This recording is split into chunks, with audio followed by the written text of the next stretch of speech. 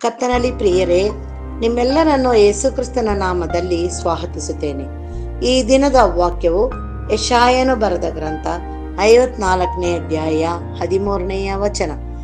ನಿಮ್ಮ ಮಕ್ಕಳೆಲ್ಲರೂ ಯೆಹೋವನಿಂದ ಶಿಕ್ಷಿತವಾಗಿರುವರು, ಅವರಿಗೆ ಅಧಿಕ ಸುಕ್ಷೇಮವಾಗುವುದು. ಹೌದು, ಈ ದಿನದ ವಾಕ್ಯಕ್ಕಾಗಿ ನಾವು ಸ್ತೋತ್ರ ಮಾಡೋಣ.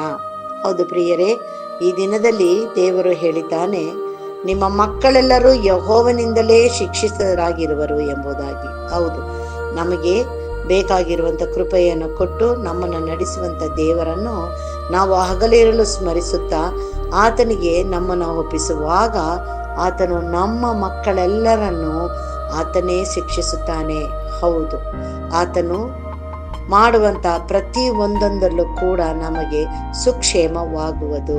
ಪ್ರಿಯರೇ, ದೇವರು ಕೊಟ್ಟಂತ ಈ ವಾಕ್ಯಕ್ಕಾಗಿ ಆತನನ್ನು ಸ್ತೋತ್ರ ಮಾಡುತ್ತಾ ನಾವು ಪ್ರಾರ್ಥಿಸಬೇಕು ಮತ್ತು ಆತನಿಂದ ಶಿಕ್ಷಿತವನ್ನು ಪಡೆಯಲು ನಮ್ಮ ಮಕ್ಕಳನ್ನು ನಾವು ಆತನಿಗೆ ಒಪ್ಪಿಸಿ ಬೇಡುವಂಥ ಪ್ರಾರ್ಥನೆಯನ್ನು ಆತನು ಲಾಲಿಸುತ್ತಾ ನಮ್ಮ ಮಕ್ಕಳೆಲ್ಲರನ್ನು ಆತನೇ ನಡೆಸುತ್ತಾನೆ. ಪ್ರಾರ್ಥನೆ ಮಾಡೋಣ.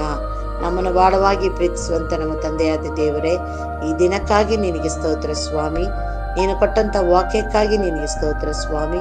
ಹೌದು ಕರ್ತನೆ, ಮಕ್ಕಳೆಲ್ಲರೂ ನಿನ್ನಿಂದನೇ ಎಲ್ಲ ಶಿಕ್ಷಣವನ್ನು ಪಡೆದುಕೊಂಡು ಆತನ ಜೀವದಲ್ಲಿ ಕರ್ತನೆ ಸುಕ್ಷೇಮ ಉಂಟಾಗುವಂತೆ ನೀನು ಮಾಡುವಂತ ಆಶೀರ್ವಾದವನ್ನು ಹೊಂದಿದವರಾಗಿ ಬಾಳಲಿಕ್ಕೆ ಬೇಕಾಗಿರುವ ನಿನ್ನ ಕೃಪೆಯನ್ನು ಕೊಟ್ಟು ನೀನು ನಡೆಸು ಎಂಬುದಾಗಿ ನಿನ್ನಲ್ಲಿ ಬೇಡುತ್ತೇವೆ.